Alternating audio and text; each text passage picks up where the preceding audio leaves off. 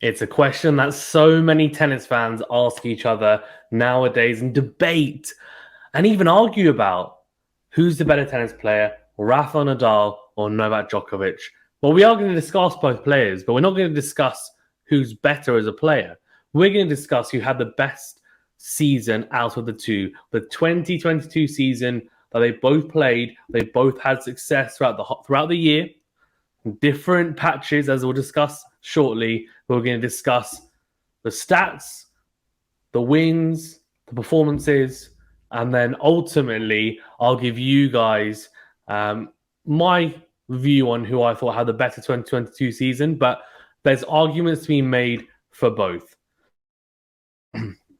Before we get into it, remember to that like button and do subscribe if you are new. It really does help us out. Thank you so much for your support. Also, do remember to leave a rating or review if you are listening on a podcast platform.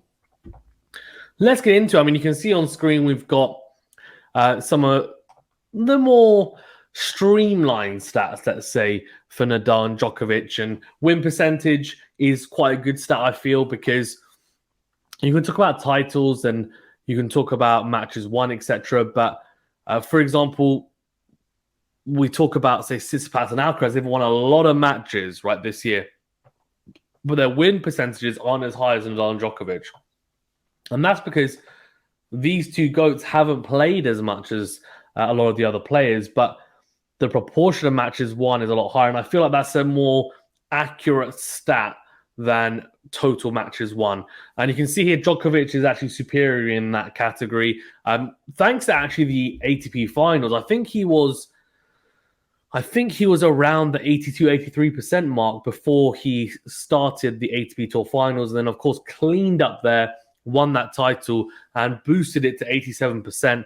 I think it goes without saying he's one of, if not the best indoor player of all time. We'll talk, of course, in a second as well about Nadal's prowess on the clay, especially.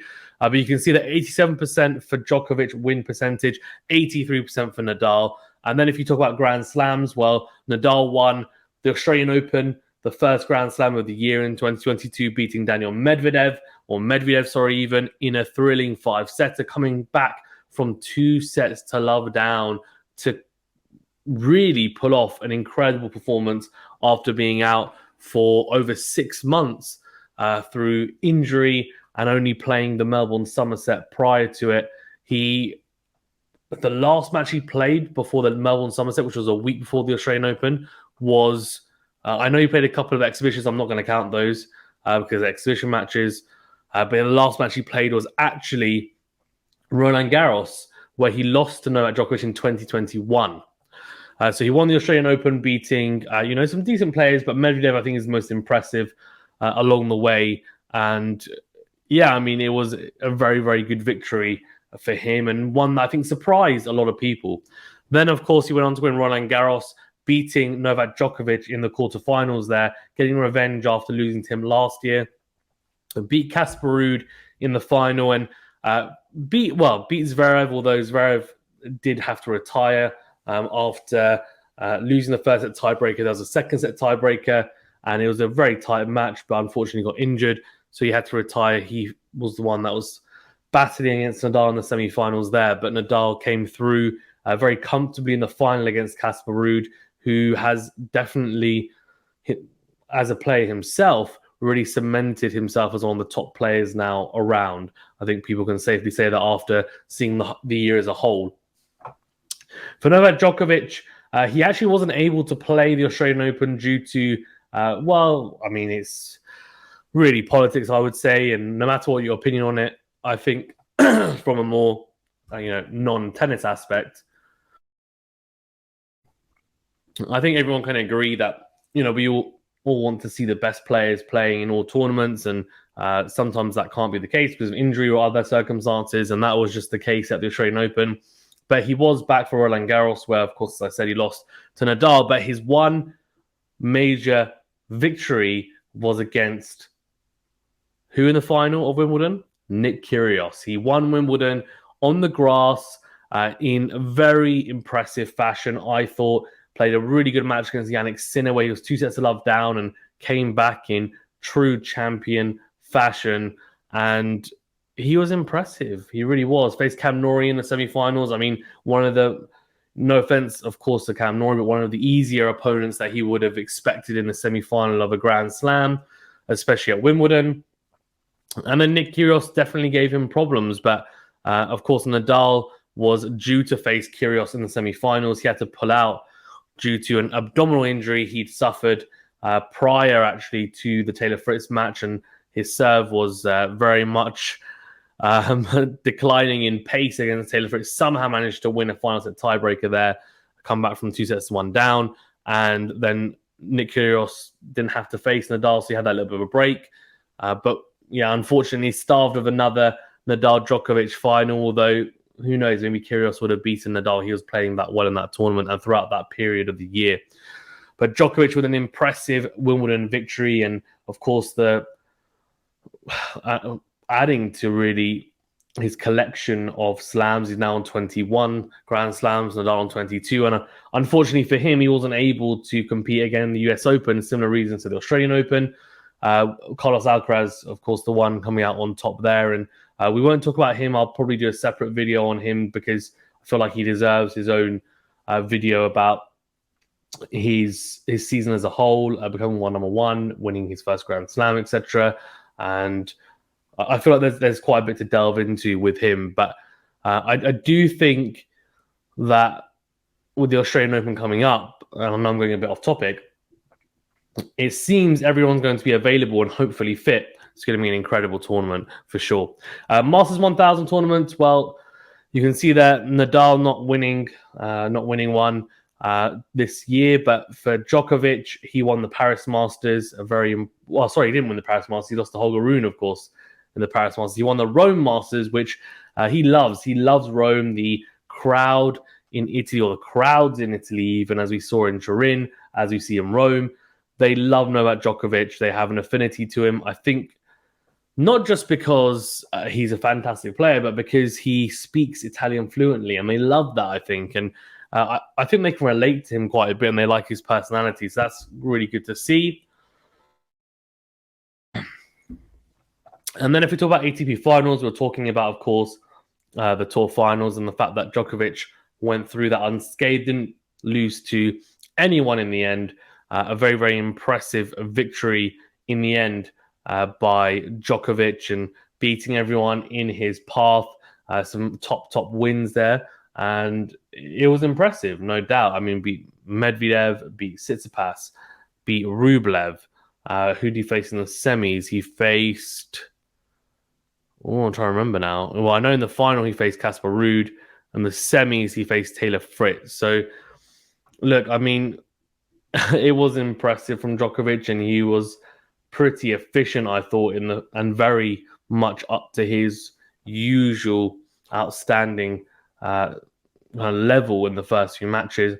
I think fell away a little bit because of fatigue as the tournament went on, but still managed to come through impressively. For Nadal, he won 2 500 events. A combination of 500s and 250s. We can see they've been bunched together. So Melbourne, if I'm not mistaken, is the 250, which was the tournament just before the Australian Open. And I think the good thing about that tournament, despite it being a 250, and again, no offense to the competition there, but he faced Maxime Cressy in the final, who is a very good hardcore player, but he's not a top 10, top 15 player. So you have to bear that in mind. But it was more the case that that tournament was played on the Australian Open courts. So I think it gave him a feel for the courts. And of course, he was fresh off playing on those courts, and not just playing practice matches, but playing competitive matches, winning them, getting through them, and having to prepare for them. So I think that did help him for sure. So despite being a tournament that I'm sure a lot of people will forget about him winning because it's a 250, I will always remember it because I do think it definitely helped contribute to that Australian Open win. And then the 500, I think, was Acapulco, which I'm pretty sure was a 500. And I mean, look, really good win there as well. That's when he was going on his fantastic run. Also in the final of Indian Wells, lost to Taylor Fritz, of course, because of injury in that same period. For Djokovic, well, Talking about 500s and 250s. So 2 in total for him. Astana, which is Nur Sultan, where he beat Medvedev in the final. Was it? No, not in the final. He beat Tsitsipas in the final. Did he? No, sorry. Excuse me. He played Medvedev and Tsitsipas. I don't think he played either in the final. But he was very impressive in that tournament, I thought. Very, very slow hard courts, but still just adapted superbly. Managed to come through, and then, of course, won Tel Aviv as well. Then if we're talking about total titles, well, 4 and 5. But what I really want to talk about is some of these more interesting stats, because you know what? Why not? So you can see here, well, you won't be able to see it. I can see I've got them in front of me. But in terms of win percentages, I said 83% for Nadal, 87.2% for Djokovic. If you want to talk about overall record, so 39-8 for Nadal, 41-6 for Djokovic. And it really was swung because of the ATP Tour Finals. Nadal, of course, only winning 1 match out of his 3 matches he played at the ATP Tour Finals.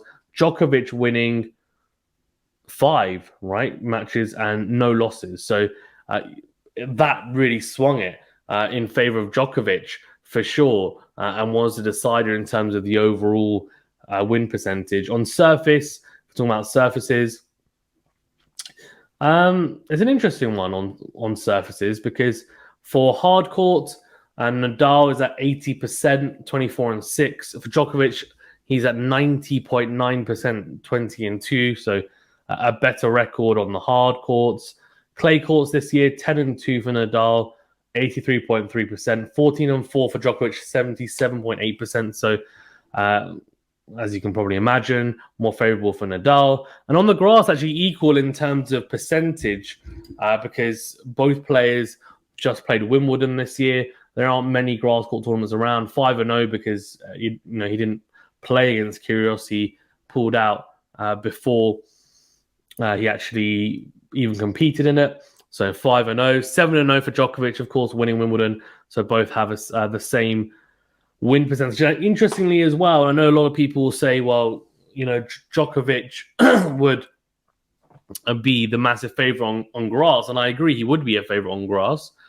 But the record between the two, and bear in mind this is on over the span of their whole careers, is 2-2. So I would have been intrigued to see that final. Of course, we never saw it, and maybe we will never see them play again on grass, which would be a massive shame. But hopefully we see some matches between the two next year. We shall see. Level breakdown, talking about Grand Slams, Tour Finals, Masters, ATP 500s, ATP 250s. I don't really think we need to look into that too much. This is more interesting. Opponent rank breakdown. So interestingly, now this is where I think this could swing a little bit for me and kind of help me decide, because when you look at the win percentage, like Djokovic has the superior win percentage. We were just talking about it. I mean, 4% is not really much, and especially given the amount of matches played. Nadal's got 2 slams, Djokovic's got 1. He's also got the ATP Tour Finals, though. He's got a couple of 500s and 250s, as does Nadal, but he's got the Masters tournament as well. So in Rome. But then we talk about opponent breakdown, and this is a little bit. It's not misleading, I don't think, but what it is a good indicator to show you how well these guys competed against the top players.